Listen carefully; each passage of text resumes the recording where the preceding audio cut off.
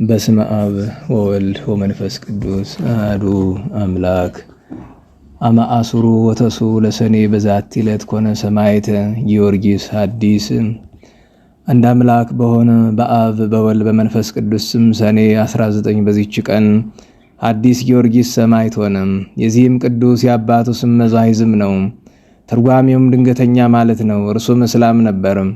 ከግብፅ ደቡብ ድምራ ከሚባል ሀገር ክርስቲያን ሴት አግብቶ ከእርሷም ሶስት ልጆችን ወለደ። ከሶስቱም አንዱ ይህ ቅዱስ ነው። ከእናቱም ጋር ወደ ቤተ ክርስቲያን ይሄድ ነበር። ቅዱስ ቁርባንን የሚቀበል ዘንድ እናቱን ለመናት። እርሷም ማንም የክርስትና ጥምቀትን ሳይጠመቅና ንጹሕ ሳይሆን ቁርባን ሊቀበል አይችልም አለችው። ከዚህ በኋላም ከተረፈ መስዋዕቱ ሰጠችው። በጎረሳትም ጊዜ ጣዕሟ በአፉ ውስጥ እንደ ማር ሆነ። የዚህች የቁራሿ ጣዕም በአፌ ውስጥ እንዲህ የሆነ የዋናው የቁርባኑ ኅብስት ጣዕም ምን ያህል ይሆን ብሎ በልቡ አሰበም። ከዚያስ ጊዜ ጀምሮ ክርስቲያን ይሆን ዘንድ ወደደም። ባደገም ጊዜ ክርስቲያን ሴት አገባ። ክርስቲያን ይሆን ዘንድ መፈለጉንም ነገራት። እርሷም ወደ ሌላ አገር ሄዶ የክርስትና ጥምቀት እንዲጠመቅ መከረችው። እርሱም ወደ ሌላ አገር ሄዶ ተጠመቀ። ስሙንም ለውጦ ጊዮርጊስ ተባለም። እስላሞችም ባዩት ጊዜ ይዘው ታላቅ ስቃይን አሰቃዩት። ከዚያም አምልጦ ሳፍጥ ወደሚባል አገር ሸሸ። በዚያም 3 ዓመት ኖረ። ወሬውም በተገለጠ ጊዜ ቀጡር ወደሚባል አገር ሄዶ የልዳዊ ሰማዕት የቅዱስ ጊዮርጊስን ቤተ ክርስቲያን እያገለገለ ኖረ። ከዚህም በኋላ ወደ ሀገሩ ድምራ ተመለሰ። እስላሞችም ሰሙ። ይዘውም ለመኮንኑ ሰጡት። የመኮንኑም ሚስት ክርስቲያን ነበረች። ለመኮንኑም አታሰቃየው አለችው። መኮንኑም አስሮ በወህኒ ቤት ዘጋበት። እስላሞችም ተሰበሰቡ። የወህኒ ቤቱንም ደጅ ሰብረው ታላቅ ግርፋትን ገረፉት። አካላቱንም ቆራርጠው በሕይወትና በሞት መካከል ጣሉት። ሲነጋም ክርስቲያኖች የሞተ መስሏቸዋልና ሊቀብሩት መጡ። ነገር ግን በሕይወት አገኙት። ከዚህም በኋላ እስላሞች ተሰብስበው ከዚህ ምክር ካልተመለስክ እኛ ጽኑ ስቃይ አሰቃይተን እንገድልሃለን አሉት። የመዛሂዝም ልጅ የከበረ ጊዮርጊስም ሰማይና ምድርን የፈጠረ የሕያው እግዚአብሔር ልጅ ኢየሱስ ክርስቶስን አልክደውም የፈለጋችሁትን አድርጉ አላቸው። እጅግም ተቆጡ። በመርከብ ምሰሶ ላይም ሰቅለው ታላቅ ስቃይን አሰቃዩት። መኮንኑም ከስቅላት አውርደው በእስር ቤት እንዲያስሩት አዘዘ። እንዲሁም አደረጉ። ሚስቱም ታጽናናውና እንዲታገስ ታደርገው ነበር። ሰይጣንም እንዳያስተውና የደከመበትን ዋጋ እንዳያጣ በልቦ ወደ ክርስቶስ ያስብ ዘንድ ተመክረው ነበር። ከዚህም በኋላ የእግዚአብሔር መልአክ ተገለጸለትና አረጋጋው፣ አበረታታውም። ከሰማዕታትም ጋር እንደተቆጠረ በማግስቱም ራሱን በሰይፍ እንደሚቆርጡት ነገረው። በነጋም ጊዜ እስላሞች ወደ መኮንኑ ተሰብስበው ጊዮርጊስን የሰጣቸው ዘንድ ፈለጉ። መኮንኑም የወደዱትን ያደርጉበት ዘንድ እንዲሰጧቸው አዘዘም። ከዚህም በኋላ ከእስር ቤት አወጡት። ድምራ በምትባል አገር በከበረ የመላእክት አለቃ በሚካኤል ቤተ ክርስቲያን ራሱን በሰይፍ ቆረጡ። የሰማዕትነት አክሊልንም በመንግሥተ ሰማያት ተቀበለም። ከዚህ በኋላ በዚያች ቀንና በዚያች ሌሊት በስጋው ላይ እሳትን አነደዱ። እሳቱን በላዩ እየነደደ ምን አልነካውም። ወስደውም በገበያ ውስጥ ጣሉት። ከዚያም አንስቶ በባህር ውስጥ ጣሉት። በእግዚአብሔርም ፈቃድ ወደ ደሴቱ ወደብ ዳር ደረሰ። እናቱም ጠብቃው ነበርና ወስዳ ገነዘችው። ለጥቂት ወራትም በቤቷ ውስጥ ሸሸገችው። ከዚህም በኋላ ውብ የሆነች ቤተ ክርስቲያንን ሰሩለት። ስጋውንም በውስጡ አኖሩ። ከእርሱም ታላላቅ ብዙዎች ድንቆችና ተአምራት ተገለጡ። ለእግዚአብሔርም ክብር ምስጋና ይሆን፣ እኛንም በጸሎቱ ይማረን፣ በረከቱም ከእኛ ጋር ትኑር ለዘላለሙ አሜን። ሰላም ለጊዮርጊስ እጉሰ መከራት ኩላ እንዘይ ቀስፍዎ ሐቆይ ወንዘይ ወቅይወናላ አስተራየቷ ሚሃ ማርያም ርግበ ገሊላ ሰላም ለወላዲቱ ወለመጻምርቱ በስዩላ በማዕዛ ፍቅሩ ጥዑም ዘቶሳት ገድላ ወዛቲ ዕለት ካይባ ይረፍ አባ ብሶይ አኑብ ከወይኖ ሰማዕት ዘትርጓሜው ወርቅ ጽሩይ። ዳግመኛም በዚህች ዕለት ሰማዕት በመሆን አባ ብሶይ አኑብ አረፈ። ትርጓሜውም የጠራ ወርቅ ማለት ነው። ይህም ቅዱስ ከድሜያጥ አውራጃ ስሟ ባኖስ ከሚባል አገር አቅራብ ከመኮንኑ ቆጵርያኖስ ጭፍሮች ውስጥ ከከተማዋ ታላላቅ ሰዎች ልጆች ወገን ነበረ። በዚህም ቅዱስ በመኮንኑ ዘንድ ነገር ሰሩበት። ቅዱስም ክብር ይግባውና በጌታችን ኢየሱስ ክርስቶስ ስም በፊቱ ታመነ። ወደ እንዴና ወሰዱት። በመኮንኑ አርያኖስም ፊት ቆሞ በጌታችን ታመነ። አርያኖስም በእርሱ ላይ ተቆጣ። ለአማልክትም ሰዋ አለው። አልታዘዘለትም፣ ስቃዩንም አልፈራም። መኮንኑም ወስዶ ጽኑ ስቃይን አሰቃየው።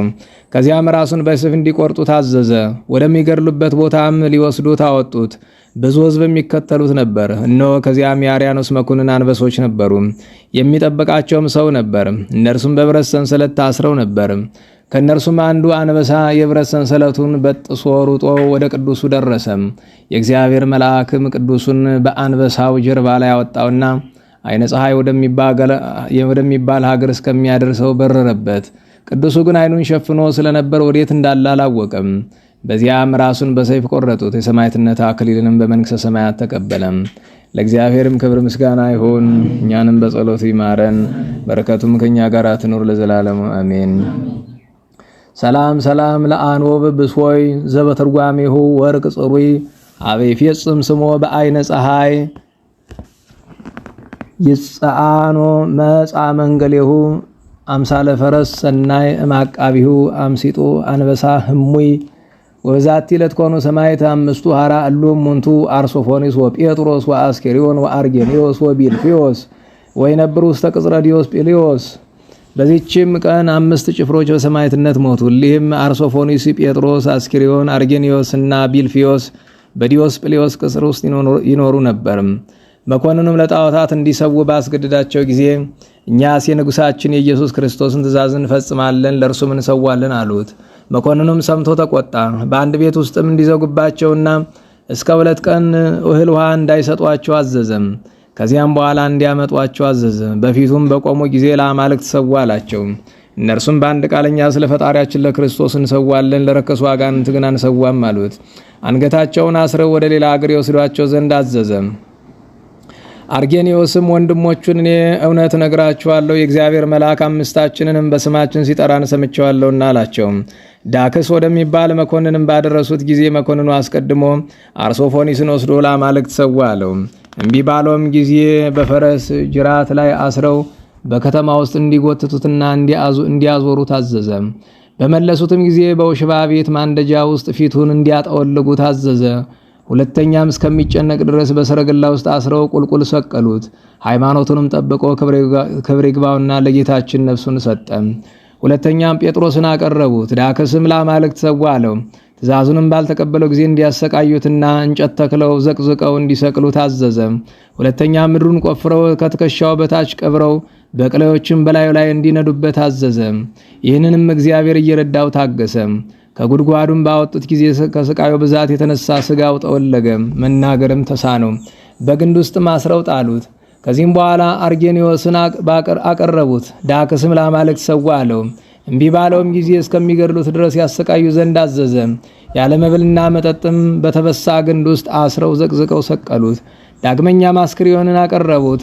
ዳክስም ለራስ እዘን በክፉ አሟሟት እንዳትሞት ለአማልክት ሰዋ አለው። እምቢ ባለውም ጊዜ እንዲያሰቃዩትና እንዲሰቅሉት ስጋውንም እንዲሰነጥቁ አዘዘ። ወታደሮችም ተረከቡትና በጽኑ ስቃይ አሰቃዩት። በትዕግስቱም ባሸነፋቸው ጊዜ ለመኮንኑ ነገሩት። በረሃብና በጽም ይሞት ዘንድ በግንድ ውስጥ አስረው በባዕድ ቤት ውስጥ እንዲዘጉበት አዘዘ። እንዲሁም አደረጉበት። ደግመው ዲያቆን ቢልፊዮስን አቀረቡት። መኮንኑ ዳክስም እንዳትሞት ለአማልክት ሰዋ አለው። ባልሰማውም ጊዜ እስከሚገድሉት ድረስ እንዲያሰቃዩ ታዘዘ። ስጋውን ሰነጣጥቀው በከተማው አደባባይ ጎተቱት። እንጨት ተክለውም ቁልቁል ሰቀሉት። በአንገቱም ከባድ ደንጊያ አንጠለጠሉ።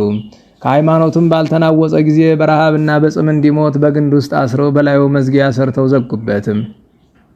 በየዕለቱም ወንድሞች ምዕመናን ከውጭ ሆነው ይጎበኙት ነበር። ጳሄን የተባለ የሰኔ ወር በባተ በ30 ጴጥሮስ ነፍሱን ሰጠ። እርሱንም አውጥተው ደጁን በሌሎቹ ላይ ዘጉ። የከበረ አርጌኒዮስም ከ5 ቀን በኋላ አረፈ። እርሱን አውጥተው በቀሩት ላይ ደጁን ዘጉ። ብፁዕ አስኪሪዮንም ከ12 ቀን በኋላ አረፈ። እርሱንም አውጥተው በቅዱስ ቢልፊዮስ ላይ ደጃፍ ዘግተው ሰርተው ዘጉበት። እርሱም የሚያርፍባት ቀን ስትደርስ ወንድሞቼ ታገሱኝ፣ በዚህች ሌሊት እወጣለሁና አላቸው። ከ19 ቀንም በኋላ በዚያች ዕለት ነፍሱን አሳልፎ ሰጠ። ለእግዚአብሔርም ክብር ምስጋና ይሁን። እኛንም በሊህ ገድለኞች ጸሎት ይማረን፣ በረከታቸውም ከኛ ጋር ትኑር ለዘላለሙ አሜን። ሰላም ለአርሶፎኒ ወለጴጥሮስ አምሳሉ ለአስኬሪዮን ወአርጌኒዮስ ወቢልፊዮስ አብያ ጸሉ በእንተ ኢየሱስ ክርስቶስ አመተጋደሉ እንዘሩባን ወጽሙአን ተቀትሉ እንበለ ይብልኡ እክለ ወማየ ያጥልሉ ወዛቲ ለተዝካሮም ለአበዊነ ቅዱሳን ዘደብረ ቋዓት በዚህችም ቀን የደብረ ቋት ቅዱሳን አባቶቻችን መታሰቢያቸው ነው። በረከታቸው ከኛ ጋር ትኑር ለዘላለሙ አሜን። በስመ አብ ወወልድ ወመንፈስ ቅዱስ አሐዱ አምላክ አመስራሁ ለሰኔ በዛቲ ዕለት ኮነ ህንጸታ ለቤተ ክርስቲያን ዘግዝእትነ ቅድስት ድንግል ማርያም በሀገረ ቂሳርያ ዘኬልቄዶን በደው ለፍቁር ወልዳ በሰላስ አይባን እንበለ ዕፅ ወመሬት ወማይ ወበዛቲ ዕለት አይረፈ አብይ ነቢይ ኤልሳ ወልደ ሳፋት ዘማጸድ እንተ ስማ አለሙት እንደወለ ገልገላ ወበዛቲ ዕለት ተዝካሮሙ ለአርጣልስ ሰማዕት ወሚና ዘቡፍር ወስብሐት ለእግዚአብሔር ኪያነኒ መሐረነ በጸሎተ ኩሎሙ ቅዱሳን ወበረከቶሙ ይብጽሐነ ለዓለመ ዓለም አሜን።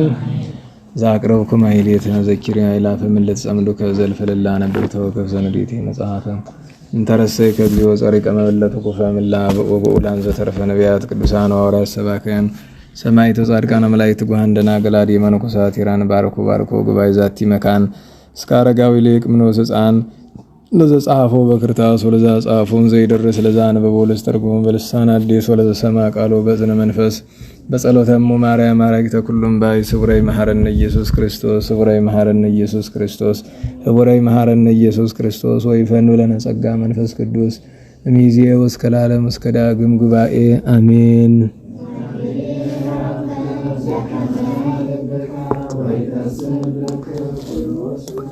አሜን። እንዴት ዋላችሁ? ቸር መድኃኔዓለም ከቅዱሳን በረከት ያሳድርብን። አጭር ማስታወሻ ብቻ አነስታችሁ ጸሎት እናደርጋለን። ዛሬ ሰኔ 18 ቀን ነው። ሰኔ 18 ቀን ደግሞ ያው የዛሬ 4 ዓመት ታስታውሱ ከሆነ በ2014 ዓመተ ምህረት የደብረ መድኃኒት አብዬ እግዚእ ኪዳነ ምህረት ወቅዱስ መርቆሬዎስ ቤተክርስቲያን ትርጓሜ ቤት ጉባኤ ቤት ሲሰራ መሰረት ድንጋይ ሲቀመጥ ታስታውሳላችሁ። በዚህች ቀን ልክ ዛሬ 4 ዓመት ያቺ ቀን ደግሞ የደገኛ መምህር የኔታ ወልደ ሰንበት ፍልሰት ነበርና ራሳቸው የኔታ የጉባኤ ቤት መምህር የነበሩት የኔታ ወልደ ማርያም ያው ስለማን እንደምናገር ይገባቸዋል። ያው ክርስትና ስማቸው ነው ወልደ ማርያም። በዛውም ለእንድትጸልዩም ያው ስም መንገሬ ነው የኔታ ወልደ ማርያም። አንድ ቀለም የነገረ እንደ አባት ሁለት የነገረ እንደ ፈጣሪ ነው ይላል አይደለም መጽሐፍ። እና እናንተንም አስተምሯችሁ አያውቁም? ታስታውሱም? አስተምረዋል አይደለም? ከዛ ውጪ ደግሞ ዛሬ የሚያስተምሯችሁን መምህሮችም ያስተማሩ ናቸው። ስለዚህ በቀጥታ ማስተምረዋቸዋል፣ ደግሞ የሚያስተምሯችሁንም አስተምረዋል። ምን እንኳን በእድሜ ልጅ ቢሆኑ በጸጋ በእውቀት በልቡና ትልቅ ናቸውና ለሁሉም አንድ ነገር በወቅቱ እንግዲህ በእግዚአብሔር ፈቃድ አንድ ነገር ተናግረው ነበር። እሳቸው ሁልጊዜ ሰኔ 18 የጉባኤ ቤቱ መምህራን ተዝካረ አበው ይደረግ ብለው ነበረ። ምናልባት ጉባኤ ቤቱ ያደርግ ይሆናል፣ ግን ያው ለእናንተ ደብሩም የአባታችን አብዬ እግዚእ ስለሆነ ጉባኤ ቤቱም የሁላችን ስለሆነ ዛሬ እንግዲህ ተዝካረ መምህራን ነው ለጉባኤ ቤቱ። እኛ የጉባኤው መምህራንን የዚህን ጉባኤ ብቻ ሳይሆን በአጠቃላይ በጎንደር በኢትዮጵያ የነበሩትን ለምሳሌ ያክል ለአብነት መርጠን ሁልጊዜ መጋቢት 29 ቀን የኔታ አክሊሉ የኔታ አክሊለ ሰማዕት ባረፉበት ቀን ፍትሐት እናደርጋለን። ምን ጊዜም መጋቢት 29 ቀን አብይ በዓለም ስለሆነ ፍትሐት እናደርጋለን። ዘንድሮ በአጋጣሚ የዋለ ሕማማት ላይ ነው መጋቢት 29 ታስታውሱ ከሆነ እና የሆሳዕናን ያስፈታን በ27 የመጋቢት መድኃኔዓለም ማለት ነው። እና ስናስፈታ ቅዳሴው እና በእንተለኑ ማድረስ ብቻ ሳይሆን በአቋቋም ቤቱ 7 ዙር 150 ዳዊት 7 ዙር በስማቸው እንዲደረስ እናደርጋለን። ዋናው እነሱን ለማስማር አይደለም፣ እኛ ለራሳችን በረከት ፍለጋ ነውና እንደ ጉባኤ ቤቱ ደግሞ ዛሬ ሰኔ 18 ቀን አንደኛ የደገኛ መምህር የኔታ ወልደ ሰንበት ፍልሰታቸው የተደረገበት ጉባኤ ቤት ውስጥ ገቡ እኮ ታያል አይደል? የተቀመጠበት ራሱ ክቡር ስጋቸው እና ያ ስለሆነ የክብራቸው መገለጫ ከጉባኤ ቤት ነው የተቀበሩ። ሲያርፉ ከጉባኤ ቤቱ ራሳቸው ከሰሩት ጉባኤ ቤት ማለት ነው። እዚያው ጉባኤ ቤትን የተቀበሩ እና ከየኔታ ወልደ አብ ጉባኤ ቤቱን ከመሰረቱት ከአራት አይና የኔታ ወልደ አብ ወልደ ማርያም ጀምሮ እስከ የኔታ ፀሐይ ድረስ ሌሎቹ ከዚያ በኋላ ያሉት በሕይወት ስላሉ ከየኔታ ፀሐይ በኋላ የኔታ ቴዎድሮስ ነው አሉ፣ የኔታ ኤልያስ ነው አሉ፣ ሌሎችም አሉ። የኔታ አረጋዊንም ነበሩ። የእስቴው የምታውቋቸው ከሆነ እስቴ መካነ ኢየሱስ አለ አይደለም? ትርጓሜ ቤት እዚያ ያሉት ብዙ ጊዜ የኔታ አረጋዊን አይደለም ሰው የሚያውቅ የእንታ አረጋዊን ታውቃላችሁ ስለ ቻራናውም በገብረ ኪዳን የሚባሉ ሰባኪ ታውቃላችሁ? አዎ እሺ እሳቸው መምህር ሲባል በዛ ያውቃቸዋል ሰው በገብረ ኪዳን ያስተማሩ ማለት ነው። እንታ አረጋዊን አብየ ጊዜ ነበሩ እዚህ ጉባኤ ቤት እኛ ጉባኤ ቤት ነበሩ መጀመሪያ እስቲ ከመሄዳቸው በፊት እና እነሱ በአጸደ ስጋ ያሉ ናቸው።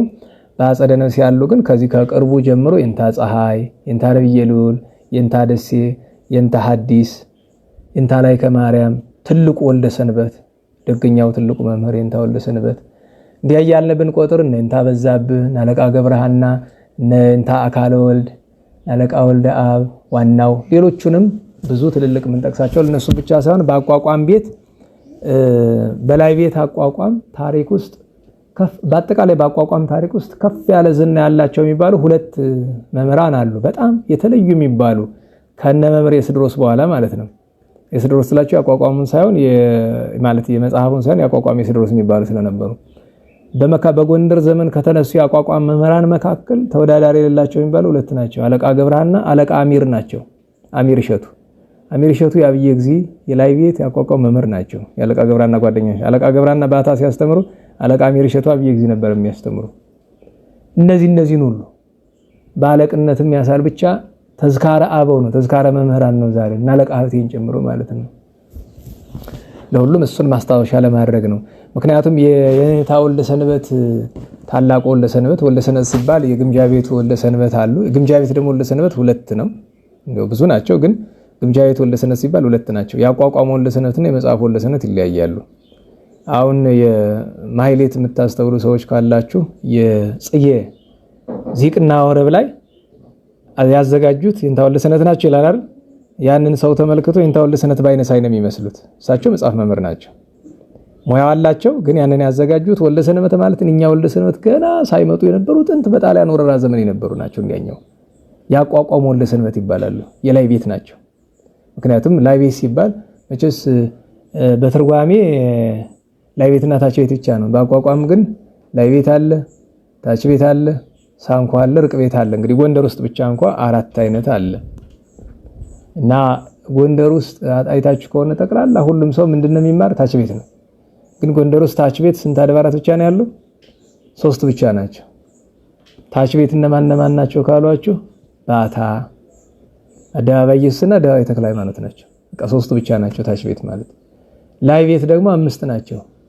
ከዚህ 2 አሉ። አብየ ጊዜ ላይ ቤት ነው። ቅዱስ ሚካኤል ፊት ሚካኤል ላይ ቤት ነው። ቅዱስ ገብርኤልም ላይ ቤት ነው።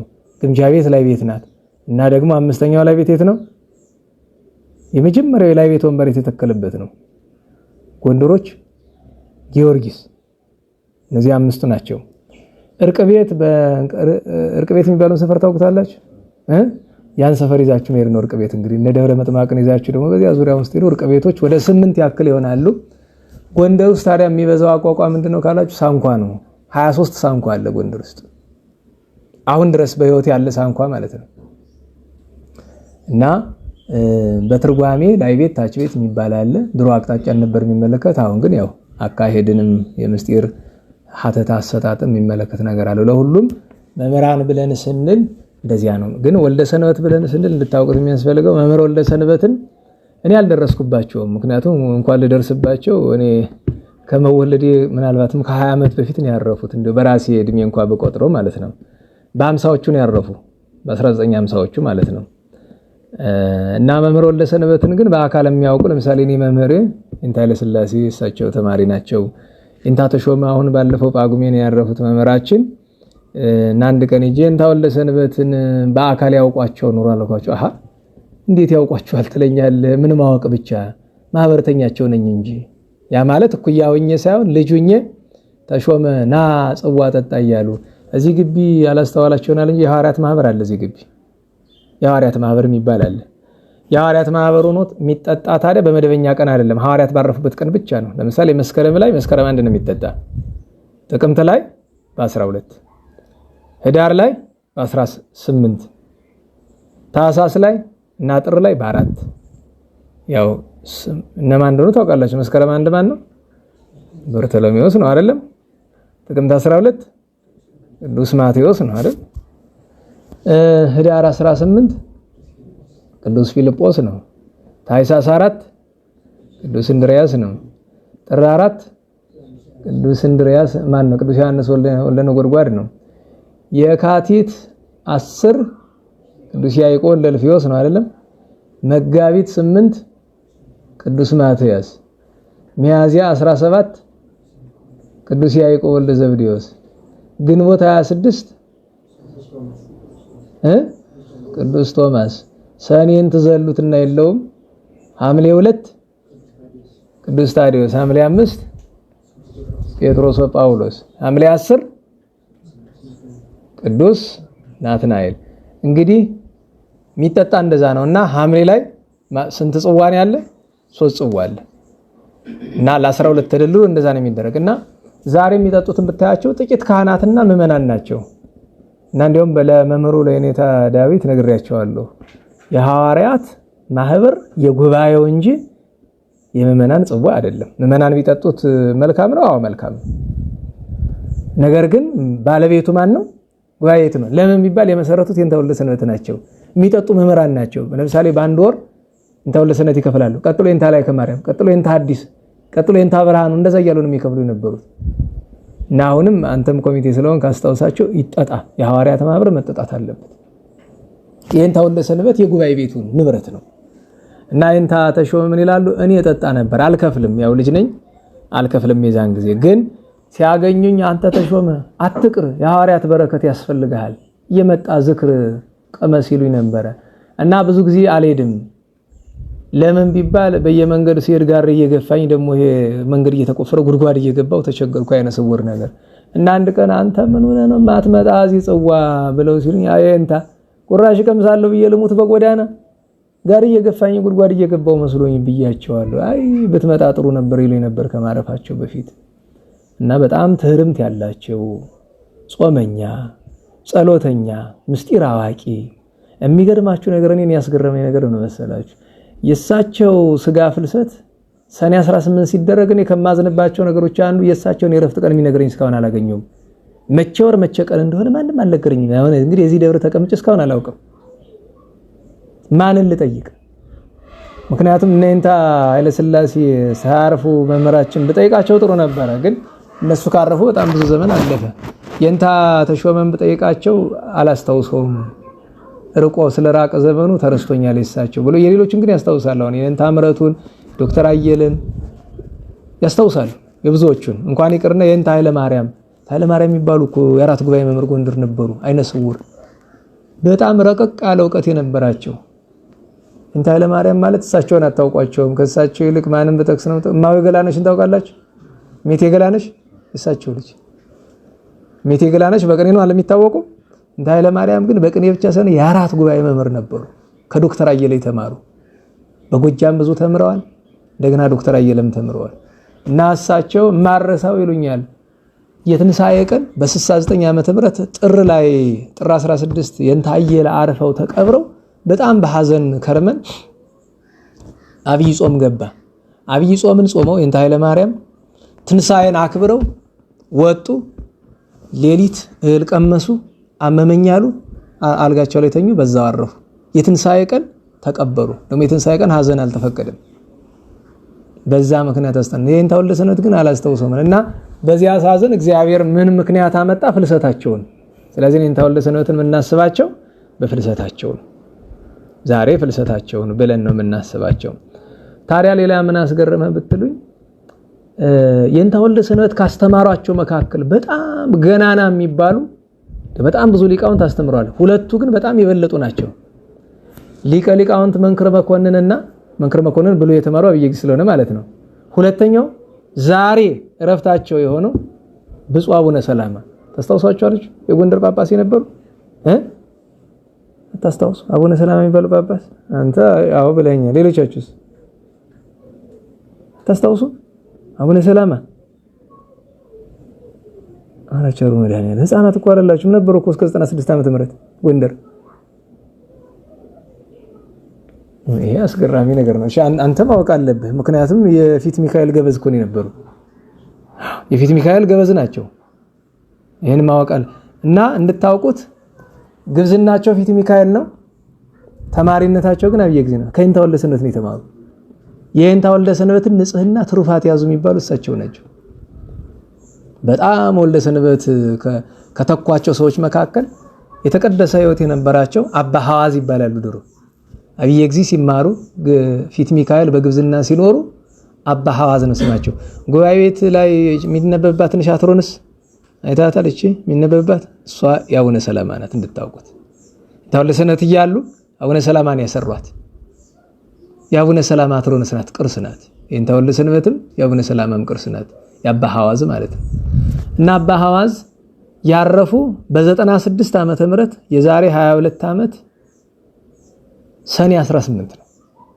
የገረመኝ ልክ በ18ኛ ዓመቱ ሰኔ 18 ቀን እንግዲህ ይሄንን የጉባኤት መምህር እንታወለ ማርያም አስበውበት አይደለም። አጋጣሚው ግን እኔ የመንፈስ ቅዱስ ስራ ነው ላለው የአባትና ልጅ የአባት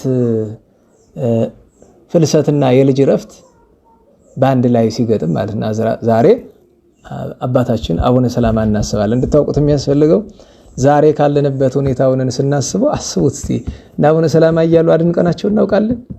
ያን ያህል ንጽህና፣ ያን ያህል ትርምት፣ ሰው ጥሬ ቆርጥሞ መኖር፣ ቅዳሴ፣ ኪዳን መውደድ እኔ በህይወቴ የማረሳቸው ታውቃላችሁ። እኔ ማለት እንደዝና እንዳይመስል እንጂ 10 ምናምን ጊዜ ከሳቸው ጋር ቀድሻለሁ። 10 ምናምን ጊዜ ከመጡ አብየ ጊዜ ቀድሳለሁ።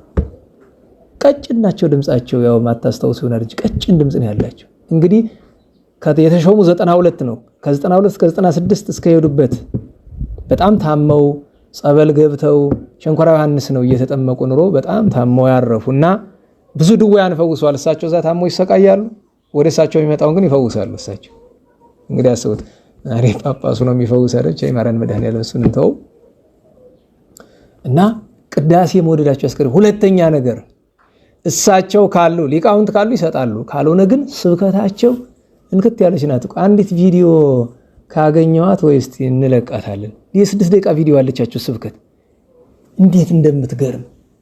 ምናልባትም በቤተክርስቲያናችን ታሪክ ከአቡነ ጎርጎርዮስ ካለ ማኅበረ ቅዱሳን መመስረቱ ላይ ምክንያት ከሆኑት ከደገኛው ጳጳስ ቀጥሎ ስብከት መውደድና የነገዋ ቤተክርስቲያን ፈተና የታያቸው ብፁዕ አቡነ ሰላማ ናቸው። ያው ብዙ እድሜያቸውን የፈጁት የባሌ ሀገረ ስብከት ጳጳሱ ነው። እዚያ ነው በጣም ብዙ ስራ የሰሩ። ብዙ ጊዜ አይታችሁ ከሆነ እኔ አንዳንድ ጊዜ የማዝነው ለምሳሌ ነፍሳቸውን ይማር እንዲያው ደግ ሰው ነበሩ አባታችን አቡነ ኤልሳን ታስታውሳላችሁ? እሳቸውን ማታውቁ ገና እኮ ነው 7 ዓመት ነው ካረፉ 2011 አይደል 2011 እና 12 እንደዛ አካባቢ ነው ያረፉና አቡነ ኤልሳ በጣም ርሩ ነበሩ፣ በጣም ደግ ነበሩ፣ የዋህ ነበሩ። ግን የረፍታቸው ጊዜ የኔ ያህል ቤተክርስቲያን ሰርተዋል ምናምን የሚለውን ሪፖርት አልወደድኩትም። ምን ያደርጋል አልሰሩትም። እሳቸው ለምሳሌ ሰለስቱ ምዕት እሳቸው ሰሩት ይላል። የተሰራ ቤተክርስቲያን መጥቶ በመስቀል መባረክ መስራት እኮ አይደለም ይሄ። አሁን ለምሳሌ የአቡነ ኤልሳን ደግነት ለመግለጥ ሌላ ብዙ መንገድ አለው እኮ። ጾማቸውን፣ ቅንነታቸውን፣ የዋህነታቸውን፣ ለእግዚአብሔር የነበራቸውን ፍቅር ሌላውን ነገር መጥቀስ እየቻለ ያላነጹት። የአቡነ ሰላማ ግን ሰሩ ሲባል ለትክክል ራሳቸው የሰሩት ነው ማወቅ አለባችሁ። በትክክል ነው የሳቸው። ምክንያቱም ዛሬ ለምሳሌ አርባዕቱ እንስሳን ታውቃላችሁ ላይታችሁ ወጥተው ወርደው ብዙ ደክመው ያስመለሱ እሳቸው ናቸው። ይሄን ማወቅ አለብን። ዛሬ ጉብ ብሎ ላይ የሚታየው ቀራንዮ ላይ ያለው ቤተክርስቲያን ማን ይመስላችኋል? ቦታውን የተቀበለው ላይታችሁ ወርደው በመልእክተኛ አይደለም ራሳቸው። ታውቃላችሁ አንድ ጊዜ ከንቲባ ጋር ሄደው በወቅቱ የነበረ ከንቲባ ስለተመላለሱበት አናደውት ነው መሰለኝ ተስቶት ካፉ አንተ ይላቸዋል። ሰምተውታል፣ የሰሙት አልመሰለውም። እና በኋላ ሲወጡ ምን አሉት? ጠጋ ብለው ሰው ሳይሰማ ዋናው የቤተ ክርስቲያንን ጉዳይ ፈጽምልኝ እንጂ እንኳን አንተ አንቺ በለኝ ለኔ ችግር የለውም ብሎ ተወጡ ይባላል። አንቺ በለኝ ነው አይከፋኝ ማለት። በጣም በህይወት የሚያስገርመኝ ነገር ልንገራችሁ። ጎንደር ውስጥ ያለ አንድ ሰንበት ትምህርት ቤት ይስበኩ ብለው ጠሯቸው። አስቡት፣ ጳጳስን ሰንበት ትምህርት ቤት ይስበክ ብሎ መጥራት። በእውነቱ ለአንድ ጳጳስ ሰንበት ትምህርት ቤት መስበክ ክብሩ እንጂ ውርደቱ አይደለም። ግን ደግሞ አይሞከርም። በክብረ በዓለም ተጠርተው ለመምጣት አበል ተዘጋጅቶ ደብዳቤ ተጽፎ ተለምኖ ዙፋን ተዘጋጅቶ ነው አይደል? አላቅማሙ እሺ አሉ። ሲሄዱ ሰንበት ትምህርት ቤት እንደ ዛሬ ዘመን አልተደራጀም ብዙምና የረባ ወንበር የለም። ግንድ ነው፣ ግንዱ ነው። ከዛ ለሳቸው ግን ከቤተ ክርስቲያኑ ተለምኖ ካለቃው ተነግሮ ተለምኖ ትልቅ ወንበርና ቄጤማ ተነስነሶበታል። እና ገብተው ሲያዩት ወንበሩ አርቲፊሻል ነው፣ ለብቻው ጉብ ብሎ የሚታይ እና ምንድነው የወንበር አሉ። ብፁዕ አባታችን ለሶ መቀመጫ ነው። እዚህ አዳራሽ የሚኖር ወንበር ነው ወይ ዛሬ ነው የመጣ አሉ። አይ ለሶ ነው ዛሬ ያመጣ ነው። ይኸውላችሁ ሰንበት ትምህርት ቤት ስትጠሩኝ ሰንበት ትምህርት ቤት የሌለው ነገር ይዛችሁ መጠበቅ የለባችሁም። ታይታ ነው የሚሆነው። አንሱና ውሰዱ። የት ይቀመጡ? እናንተ ምን ነው የምትቀመጡ? እዚህ ግንድ ጉማጅ ላይ እኔ እሱ እቀመጣለሁ። ምንድነኝ እነዚህ ማልቀመጥ ብለው የሳቸው ፕሮግራም እስከሚደርስ ስብከቱ እዚያ ተቀምጠው እንደገና ሰብከው እዚያ ተቀምጠው ጸሎት አድርገው መረቀው ወጥተው ሄደዋል።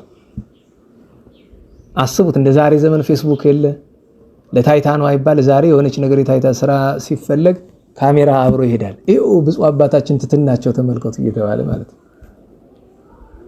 እና በእውነቱ ትልቅ ሰው ነበሩ።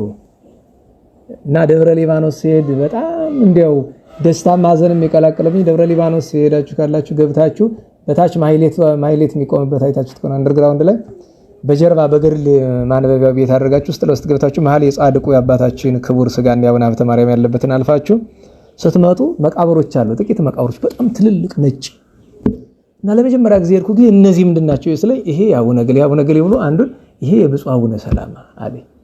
በጣም ጻድቁንና ደብረ ሊባኖስን ይወዱ ነበርና መጨረሻ ረፍታቸው እዚያን የሆነና ዛሬ ሰኔ 18 ቀን የ22ኛ ዓመት የረፍት መታሰቢያቸው ነው። የኛ ይደግ ጳጳስ በደናው ዘመን የመከራው ጊዜ ሳይደርስ እግዚአብሔር የጠራቸው በጻድቃን ጎዳና የተገኙ ናቸው እና ትልቁን መምህር ወልደ ሰንበትም የሳቸውንም ረድ ተማሪ ነበሩት ነው። አባ ሐዋዝ ብፁዕ አቡነ ሰላማን ለማዘከር ያክል ነው። እግዚአብሔር አምላካችን እነርሱንም በረፍተ ገነት ያኑራቸው፣ ለኛም በረከታቸውን ያሳድርብን። ስብሐት ለእግዚአብሔር ልዑል ወለወላዲቱ ድንግል ወለመስቀሉ ክቡር ዘወሳይል አሜን።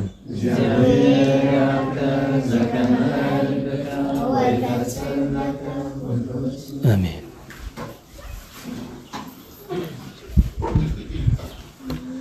አድነን ሕዝበከ ወባርከን ርስተከ